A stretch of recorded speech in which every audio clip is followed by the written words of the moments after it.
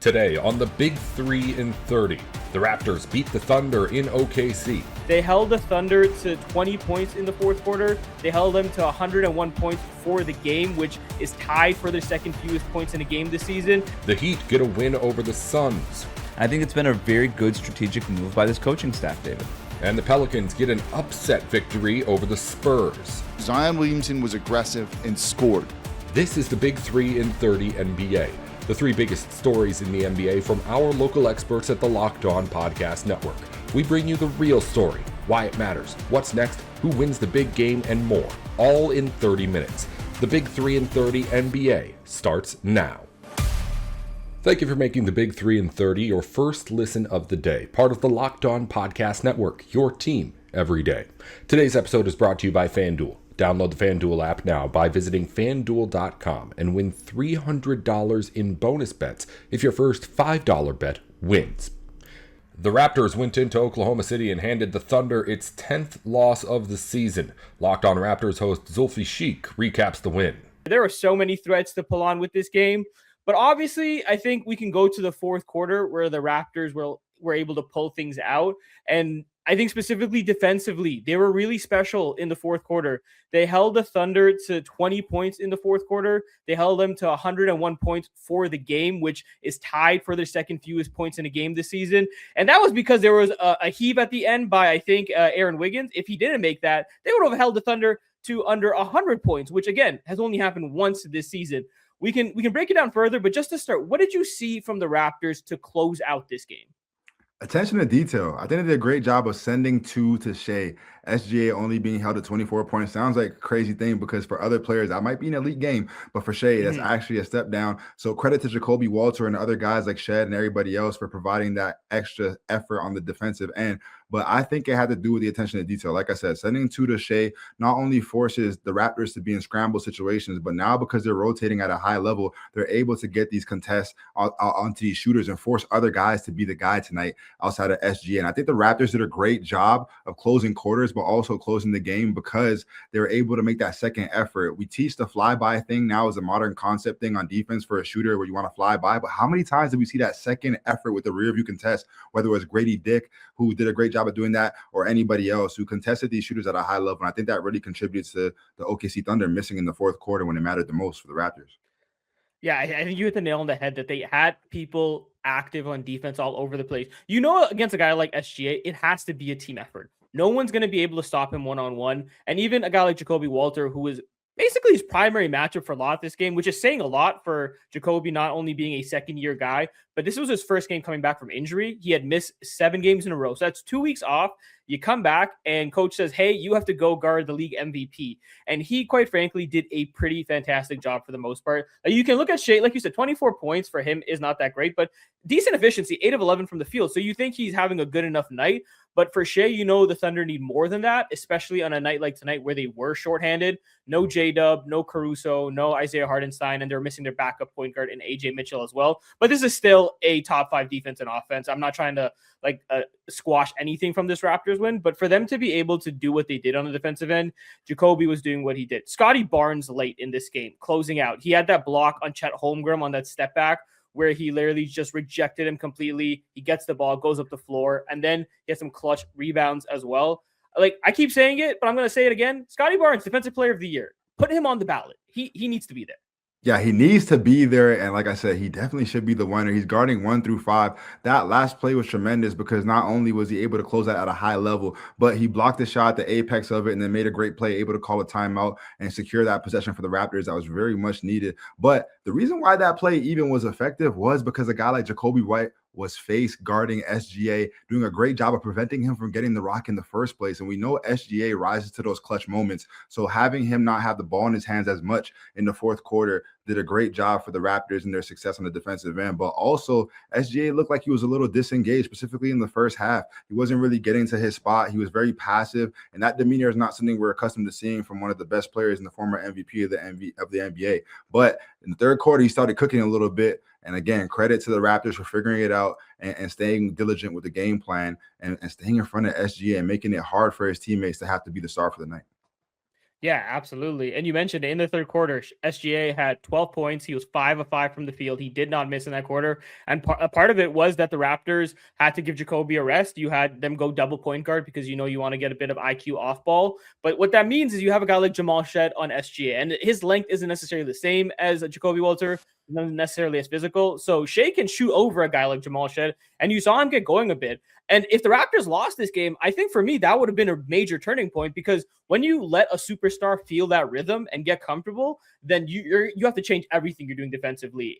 They were already trying to play deny ball defense on SGA as much as possible, but then when he's able to make you pay for that by making those tough shots, you have to maybe send another guy. You have to switch up what you're doing, and then it like cascades on everything else going on. So for the Raptors to weather that storm and continue their defensive process in the fourth quarter, again, they held OKC to 20 points in the second and 20 points in the fourth. That just does not happen often to this team. This was only the first time since like 2023 that they've lost back-to-back home games. So the Raptors did something many teams just don't get to do against the Oklahoma City Thunder. And I think for them, it was just a massive statement that leaned on their strength, because the Raptors, we know, are not a great offense necessarily. They're, I think, middle of the pack. Their defense is their strength. OKC is great on both sides of the floor. So I didn't think the Raptors were going to be able to win this game by having the craziest offensive night. They were going to have to rely on their defense being able to neutralize OKC's offense a little bit. And that's exactly what they were able to accomplish because of all the guys on the roster. Yeah, and on top of that, what we like to say in the game of basketball is that it's not a defensive stop until you secure that rebound. And for the Raptors, they were incredible on the boards, 51 to 37, so plus 14 in that department. So again, not only were they flying around and doing great jobs of having a shot contest, but they were also making sure they got that stop by clearing it up with a rebound. So the Raptors did a great job. They were in tune. It seemed like they had that togetherness and that sense of connectivity on the defensive end that we haven't really seen in these long spurts, but it was awesome to see. You mentioned that 2-guard front, and yeah, there are some cons to that with the size differential between a guy like Shed, playing against a guy like SGA, who's a little taller and loves and thrives and playing in that mid-post area. But at the same time, I love that look at the end of the game because it allowed for them to make smarter decisions. You have 2 point guards out there and Quickly and in Shed, so it allows you to kind of slow the possession down when it needed to be slowed down and take those great shots. And we had a guy like Shed who got into the teeth of the defense, kicked it out. We saw the ball get swung. Brandon Ingram drove against the second closeout, kicked it out for a Quickly shot, who hit it against the right three by the Raptors bench, and that was a clutch shot. And then what happened the next play after that? We see a guy like Shed getting into the teeth of the defense, drive, kick, swing, nice kick out to Quickly, recognizing that he has a hot hand, and he made him pay back-to-back threes. And I think that was very crucial and vital for the end of the game for the Raptors, but it all started from the defensive end. And a guy like Shed, who, like you said, is not able to kind of, Shea got cooking because he shot over him, but at the same time, his energy was very impactful, and he made up for it in the fourth quarter with all those great decision-making. Yeah, I think that's a very fair and valid point. Again, Shed closing this game. I think that's also a credit to Darko a little bit. He was willing to close smaller against this OKC team. It was Shed, it was Jacoby Walter, IQ was out there at the same time. So you have 3 guards against an Oklahoma City Thunder team, again, that has a Jalen Williams, a Chet Holmgren, guys with a bit more size and length that you can feel can punish the Raptors. But tonight, Raptors activity on the glass was able to keep them in it. I felt like they were gang rebounding really well for the most part as well, doing it together. But it allowed them, like you said, for a guy like Shed to get those driving kicks late. Shed was able to also find Scotty Barnes for a really big dunk towards that closing time in the fourth quarter as well. So allowing him to orchestrate. And then I think you already kind of made this point, but you get more IQ off ball, and there's so much value in that with Immanuel Quickly shooting gravity. And when you're not following up with him at the three-point line, he's in such a flow right now that he's making the other team pay consistently. You mentioned it, back-to-back threes. He was 6 of 10 from the three-point line in this game. I think he entered the night having made like 11 of his last 16 threes. So this road trip has been fantastic for Immanuel Quickly specifically. And so then to get him to off the ball a little bit, playing to more of his, I would say, his more natural style than being an on-ball guard, I think that's what Chet allows you to do. And for you to get those looks in a closing situation, the highest pressure moments against, again, a really, really good OKC Thunder team, that is a testament to what Darko and this coaching staff has been developing with these guys all season. Yeah, what have we been harping on for the rest of the podcast is to keep it simple. A couple possessions prior to that, those 2 back-to-back threes, Quickly actually missed a 3 at the top. It was a late shot clock situation, but it was off the dribbles of, not a 3, sorry. It was a mid-range near the Raptors bench. Tough shot. He had a grenade. He had to take it, but that was a very crucial possession. He missed that shot. We come down, you have a more spot-up opportunity, and I think that's a more rhythm 3 for him. Like you said, playing to his strengths where he's natural at, and that's him being off the ball. I like him playing off the ball because right now he seems like he's not only a assertive, but he's also decisive, right? And Yeah. before that was kind of the issue with his offense is that he's holding the ball a little bit too much. But under this Darko offense at the 0.5 style of basketball, we see him make quick decisions. And when he's making quick decisions, that's when he's most effective. Whether it's that floater we saw in the first half that was beautiful, he's floating that thing up there, teardrops to the god, or whether it's him making tray balls or getting into the lane and using his pivots, right? The up fakes. We see him do that for the last couple games on the road now, but it's so great when he gets into the paint, plays off a 2, up fake, and gets that defender to kind of leave his feet. Starfish got you, and now we're going to the line for 2. And when he gets to the line to make those 2 free throws, I think that also helps his rhythm for the rest of the night. So again, Quickly is playing at a high level. We hope that it can continue, especially when he comes back home to the crib.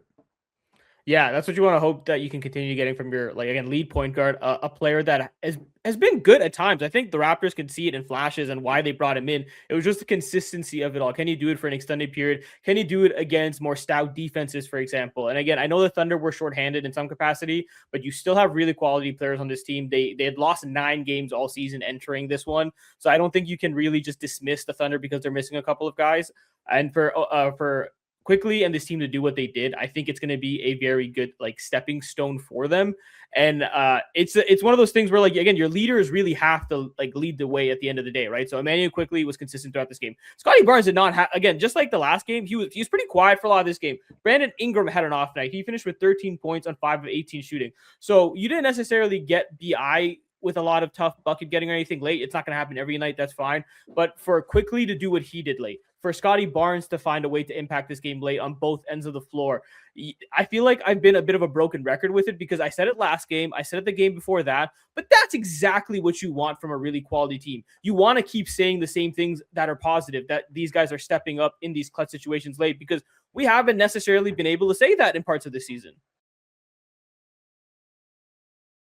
Peloton is shaping the future of fitness with the brand new Peloton Cross Training Tread Plus, powered by Peloton IQ. It's their most advanced equipment yet, designed to give you real-time guidance and endless ways to move, whether you're running, lifting, or cross-training with your favorite instructors. This is training reimagined. Peloton is built for breakthroughs with tools that can help you plan, stay motivated, and reach peak performance.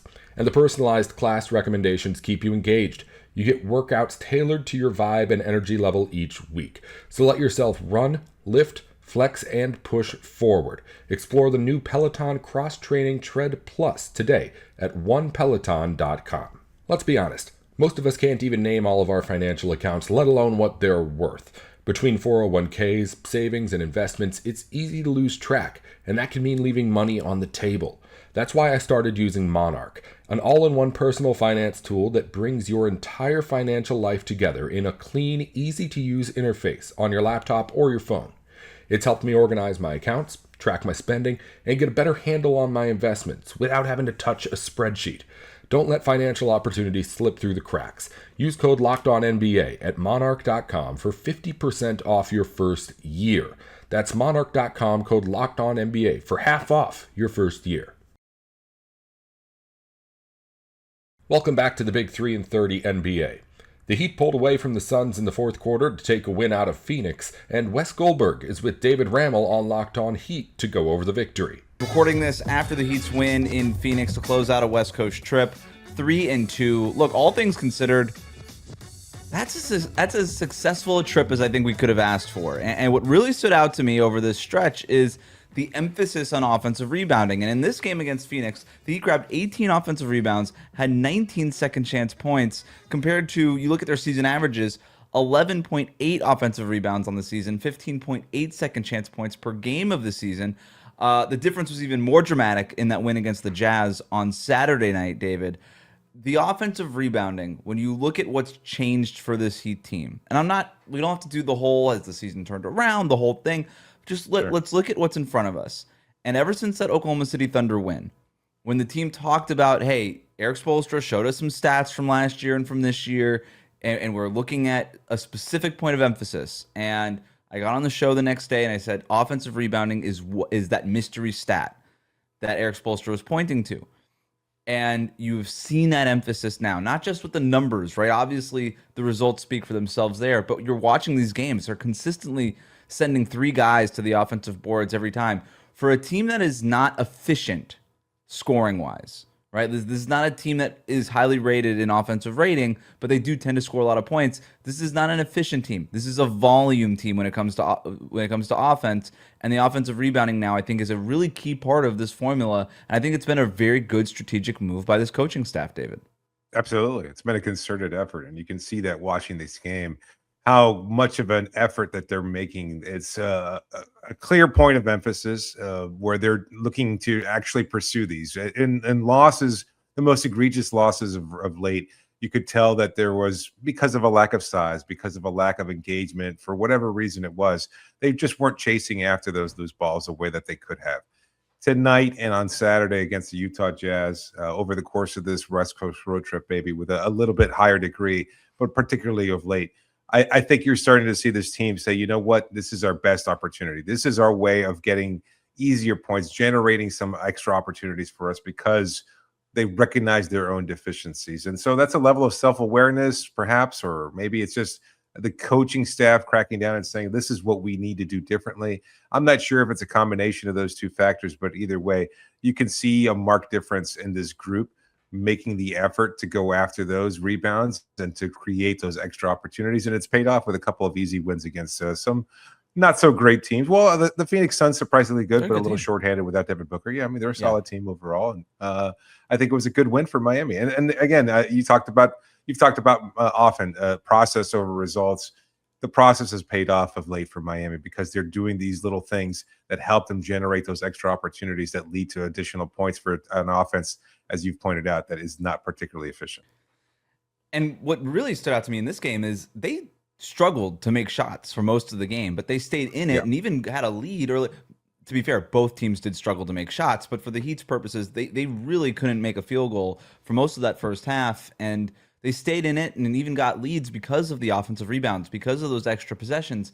And that's just going to be the case every single night, where at the first kind of half of the season, it just felt like, hey, if the Heat make a bunch of their shots, they win a lot of their games. Sure. And you don't, that sounds obvious, and it sounds like, yeah, of course, that's probably for most teams. It's not. Like, for the good teams, they find other ways to win. Like the Thunder, for instance. Maybe it's unfair to compare yourself to the defending champs, but it's like, even when their shots aren't going in, they tend to still win a lot of games because they get steals and they create extra possessions that way, or whatever it might be, right? There's other teams in the league that win on the other on some of these margins, and for most of the season, it didn't really feel like the Heat had a marginal advantage of any kind. Other than, and I think what they tried to start with in the season was pace, right? We're just going to outpace you. And that's the margin we're going to win with. But it became clear through the first half of the season that it didn't matter what tempo they played at. It didn't have any real effect on the wins and losses. They were basically 500. They were 5-5 in their top 10 most up-tempo games of the season. So it didn't matter whether they played fast or not. They needed to find another marginal difference. And given that what was in front of them was, hey, we could get a lot of field goal attempts. We just don't make a lot of field goals, but we're really good at getting a lot of attempts. Okay, well then how do we increase our efficiency? Well, we're not really going to, we can't just say, well, we got to make more shots, because that's obvious. And we've talked about the lack of shot-making talent on this roster. That's just hard to do. So instead of just trying to live with the variance of a make-or-miss league, where's another place where we can get increase our efficiency? Well, if we're going to miss a bunch of shots, that means there's going to be a lot of offensive rebounds out there for us to grab. And so I think that schematic change was really huge. And I think tonight's game was, it was a perfect encapsulation. They shot 42% in this game, and they scored 111 points, and they did it because of a lot of second chance points. Yeah, I mean, 93 field goals on the day.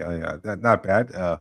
Phoenix, conversely, I mean, look at them. They shot 100 field goals and only shot 37% overall, 37 of 100. So that poor shooting night, a lot of missed opportunities on both ends. But for Miami, if you're going to, try to put up as many shots as possible, knowing that you're not going to be able to knock those down at the rate you'd like, you better create those second chance opportunities. And in order to do so, they needed to win the rebounding edge. Phoenix is not a particularly big team, even with Mark Williams out there, but they did win the rebounding battle, 59 total rebounds to 56 for Phoenix. So not a huge margin, but again, that's a little bit of a difference. It was just enough. And you know what? That's what you're trying to do against a solid team like Phoenix, albeit one without Devin Booker.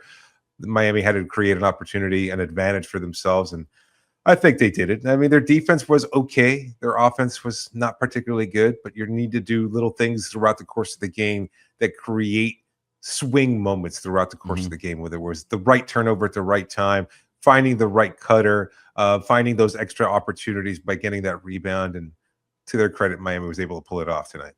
Find a way to win, right? Despite the fact that you're not making shots, and that was the difference. When you don't make when they didn't make shots, they lost before. And with this, a few more tweaks. And I want to be very clear here. This game is not the model for the Miami Heat going forward. Like you said, this was a so-so ho-hum game for most of it, but you get in at 5 a.m. after a delayed flight from Salt Lake City, and you're down 3 core players. Phoenix was down Devin Booker for sure. I understand that. That's obviously a big deal for Phoenix, but both of these teams were down a bunch of important players, and you're on the second night of a back-to-back on the road on the end of a long trip. You take the wins where you can get them, in other words. And this was a good one to close out the trip 3-2. We didn't talk about the Utah Jazz game because that was Saturday night, David, but you look at their rebounding rate in that, they rebounded nearly 50% of their own misses in that game. That's an insane rate. They broke records. You can go look at all the beat reporter stories on all these crazy numbers and stuff. The Utah Jazz stink, and they do it on purpose, and I get that. But that's still pretty hard to do against any other NBA players. I guess the obvious next question is this sustainable? Because we saw them come out this season with a breakneck pace. And now we've got this emphasis on still pace, sure, but also on the offensive rebounding. The one thing that those two things have in common is a lot of effort, right? It's a lot of effort to run really fast. It's a lot of effort to crash the boards consistently. I guess as we've seen that pace kind of dwindle and not be as effective, I guess the next question, David, is how long is this sustainable in terms of the offensive rebounding stuff of this? Because the Heat are not a big team. They don't do it the same way the Houston Rockets do, where they're just bigger and they play 3 centers at a time. They don't do it that way.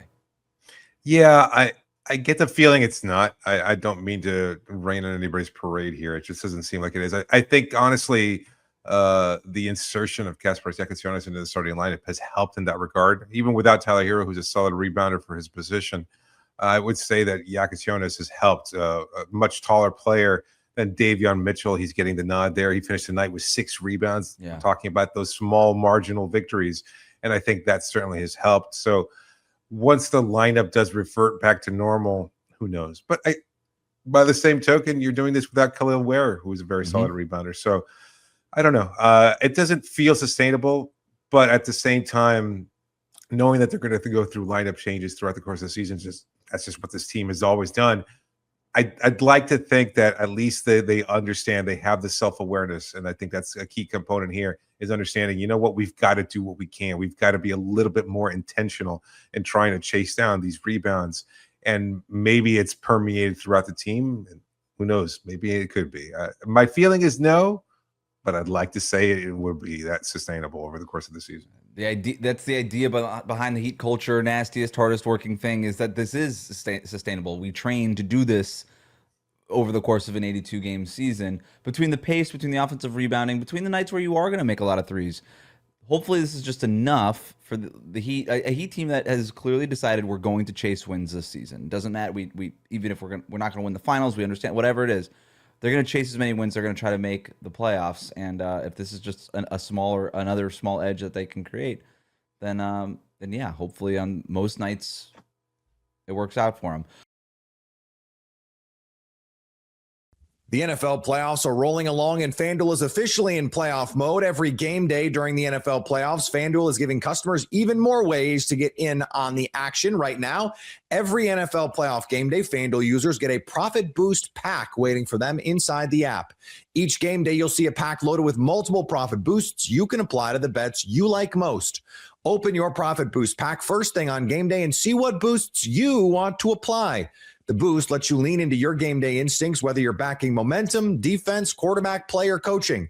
Every play feels bigger, and the boost make your bets feel that way too.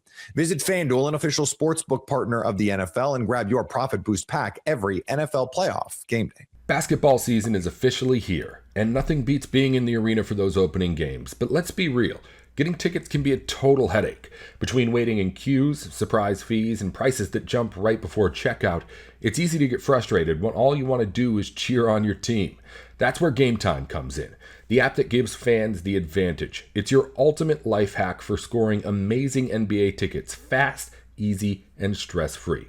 I love that what you see is what you pay. No hidden fees at checkout. Take the guesswork out by buying NBA tickets with Gametime.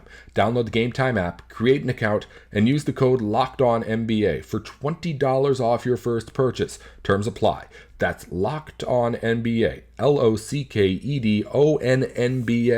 for $20 off. Welcome back to the Big 3 in 30 NBA.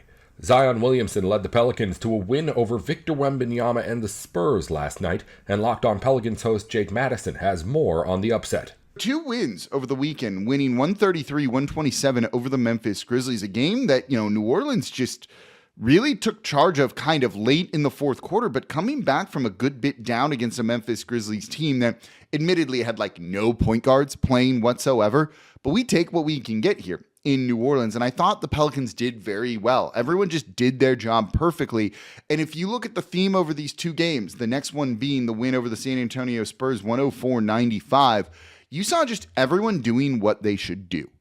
In both these games, Zion Williamson was aggressive and scored, played good defense. We'll focus more on him in the next segment here. But you had Trey Murphy making big shots down the stretch, being a closer for this team. 32 points against the Memphis Grizzlies. I thought he was pretty good, even if he was a little bit more quiet with his shot just not falling against the San Antonio Spurs, but hitting key shots down the stretch. You had Saddiq Bey really stepping up against the Memphis Grizzlies, 36 points. He also hit 24 against the San Antonio Spurs. Just a role player rising to the occasion here. But really, we can put those names out there. This starts with Herb Jones coming back, and particularly against the San Antonio Spurs, you saw the Pelicans defense look very different, entirely different, even against the Memphis Grizzlies, even though they gave up 127 points, particularly down the stretch, you just saw them lock in. And when you just put Herb Jones in the lineup, even if he doesn't score, and he didn't score against the Memphis Grizzlies at all, it seems just like good things happen. He didn't have a good shooting game against the San Antonio Spurs, scoring 9 points on 10 shot attempts, but he was a plus 21. When you put him in there, it's not just that he defends. We all know not on Herb and what he's capable of doing. It's that everyone raises their level of defense. Everybody else seems to defend harder when Herb Jones is out there. I heard Wes Johnson saying on the Pelicans pregame, Herb Jones is the captain of this team. You don't need to be the best player to be the captain, but Herb Jones is the captain. And when he's playing, it makes everybody else just play harder. You see them going after 50-50 balls, loose balls, hustling a little bit more. It shouldn't only be the case when Herb Jones is out there that you see that from this team. But I'm glad that at least when he's out there, there is a level raised. Zion tries harder on defense. Zion rebounds better when Herb Jones is out there. It really makes a big difference for this team. Just I don't know whether it's the mental impact of just having Herb Jones there, but it's also just leading by example. When he's out there hustling, everyone else is going to hustle some more too. It's really contagious. This is why you kind of want your best players to also lead by example. If Zion hustled every single time, everybody else would be hustling too. It's really as simple as that. So Herb Jones being back makes a massive difference for this team. Looking at it defensively, I thought the game plan against the San Antonio Spurs from the coaching staff was really, really good. And they actually made some really good in-game adjustments in this one.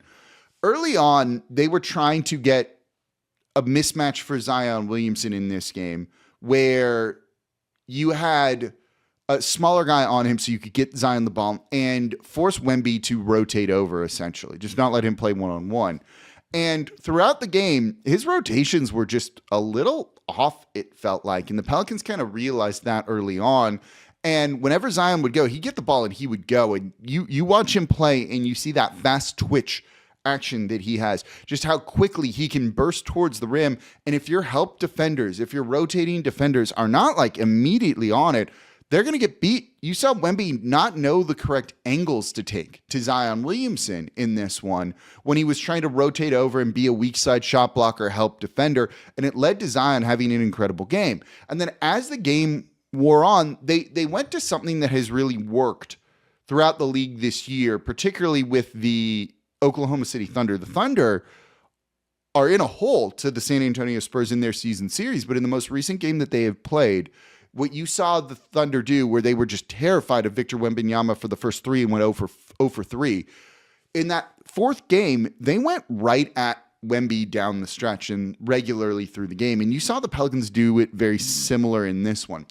In the fourth quarter, with the game on the line, they were putting Wemby in every single action. They were running pick and rolls. They were just putting Wemby in every single action and forcing him to do things. And he just didn't have it for Zion Williamson at all. You know, in a game where Zion wasn't getting calls, no one for New Orleans was getting calls, though the San Antonio Spurs were whatever. You saw a very big aggression of the Pelicans realized, hey, we can score on this guy, so let's keep doing it. And I wonder if that got in Wemby's head a little bit, or even just kind of shook the entirety of the San Antonio Spurs. They came back, yes, and went on a big run, but then crumbled a little bit. And a big part of that was Yves Missi in this game. Missi against the San Antonio Spurs was absolutely outstanding, in my opinion.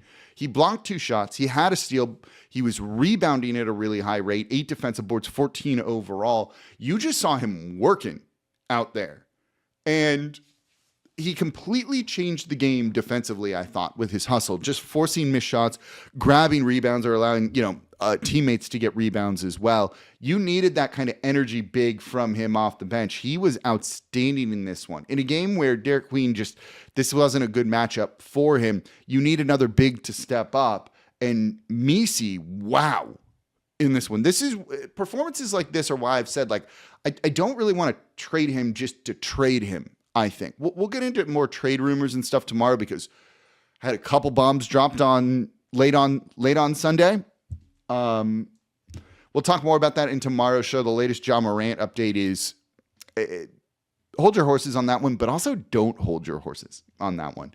We'll look at that tomorrow. But this is why a game like this is why I don't want to just get rid of Missi just to get rid of Missi. He was absolutely outstanding in this game. Offensively, he was really good too. One of the things you saw from him was he was setting screens and he was rolling to the basket a ton.